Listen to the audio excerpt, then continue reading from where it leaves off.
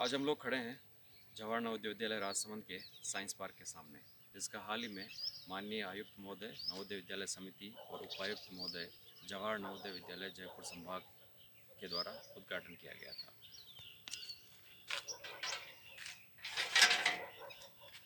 ऐसे हम लोग एंट्री करते हैं, आपका स्वागत करने के लिए सबसे पहले तैयार है डीएनए का मॉडल। डीएनए जो कि एक लाइफ गिविंग सब्सटेंस है और जिसके ऊपर लाइफ डिपेंड है।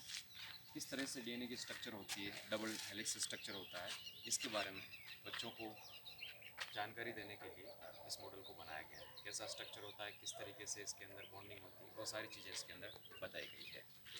फिर इसके बाद हम लोग राइट हैंड साइड के इस कॉर्नर से जब स्टार्ट करेंगे तो इसके अंदर यहाँ पर कॉर्नर के अंदर एक्सक्रीटरी सिस्टम्स का लेआउट लगा हुआ है, जो ये बताता है कि किस तरीके से हमारी ह्यूमन बॉडी के अंदर एक्सक्रीटरी सिस्टम होता है, किस तरीके से किडनी वर्क करती है, किडनी का स्ट्रक्चर कैसा होता है, वो सारी चीज़ें यहाँ पर बताई गई है। उसके बाद में अगला सेगमेंट जो है वो फिजिक्स से रिलेटेड है, जिसमें अलग अलग मॉडल्स बनाए गए हैं जो यह बताते हैं कि किस तरह से फिजिक्स हमारे डेली लाइफ में वर्क कर रहा है, जिसमें पहला है एंगुलर मोमेंटम। उसके बाद नेक्स्ट अगर हम लोग बढ़ेंगे तो है न्यूटन्स क्रेडल। नेक्स्ट जो है वो है न्यूटन्स कलर डिस्क, कि किस तरीके से कलर जो है वो रिफ्लेक्ट होता है और किस कलर को ऑब्जर्व करने से कौन सा कलर दिखाई देगा। उसके बाद मास और इनर्शिया का रिलेशनशिप है, कि किस तरह से मास और इनर्शिया के बीच में एक रिलेशनशिप होता है, किस तरह से मास बढ़ने से इनर्शिया बढ़ता है या उसके ऊपर इफेक्ट पड़ता है। उसके बाद ये बेल टावर है, जो ये बताता है कि किस तरीके से रेजोनेंस जो है वो ट्यूब की लेंथ के ऊपर डिपेंड करता है। अगर हम इनको एक दूसरे से कोलाइड करेंगे तो जैसे जैसे लेंथ बढ़ती है ट्यूब की, वैसे वैसे इसका साउंड जो है वो और भी स्मूथ होता जाता है। नेक्स्ट है बार्टन्स पेंडुलम। किस तरह से पेंडुलम जो है वो साइंस के डिफरेंट कॉन्सेप्ट्स को एक्सप्लेन कर रहा है।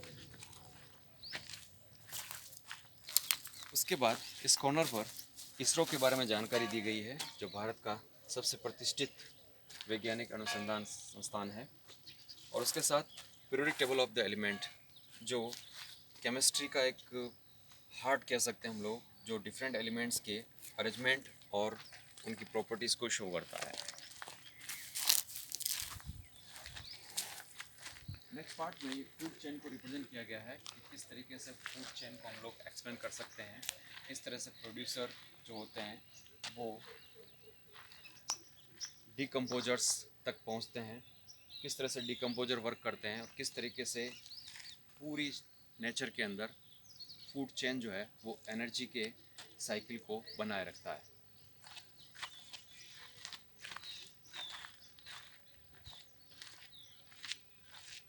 यहाँ पर विटेकर के द्वारा जो दिया गया बायोलॉजिकल क्लासिफिकेशन था कि कितने प्लांट किंगडम्स हैं, किस तरह से उनको क्लासीफाई किया गया, वो सारी चीज़ें यहाँ पर बताई गई है। जैसे कि बायोलॉजिकल क्लासिफिकेशन में सबसे पहले दो ग्रुप बने थे, अरेशिया एंड बैक्टीरिया। उसके बाद यूकैरियोट्स में फंजी, अंटी, protista, animals, chordates, non chordates, फिर फर्दर कोऑर्डेट, नॉन कोऑर्डेट के अंदर किस तरह से क्लासिफिकेशन किया गया, किस तरह से प्लांट को क्लासिफिकेशन किया गया, किस तरह से एनिमल्स को क्लासीफाई किया गया, वो सारी इन्फॉर्मेशन यहाँ पर दी गई है।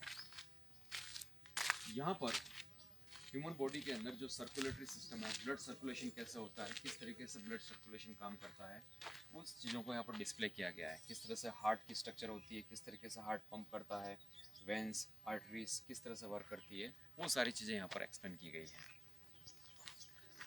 उसके बाद इस सेगमेंट के अंदर लीवर के ऊपर बेस्ड मॉडल्स यहाँ पर फिजिक्स के बनाए गए हैं। First order liver, second order liver and third order liver, किस तरह से सीजर्स वर्क करता है, किस तरह से लीवर का concept day to day life में वर्क कर रहा है, इन चीज़ों को समझाने के लिए ये यहाँ पर एक्सप्लेन किया गया है। इसके साथ ही यहाँ पर ह्यूमन बॉडी के स्ट्रक्चर को यहाँ पर समझाया गया है, इंटरनल पार्ट्स को, खासतौर से डाइजेस्टिव सिस्टम्स को, कि किस तरह से डाइजेस्टिव सिस्टम्स का स्ट्रक्चर होता है।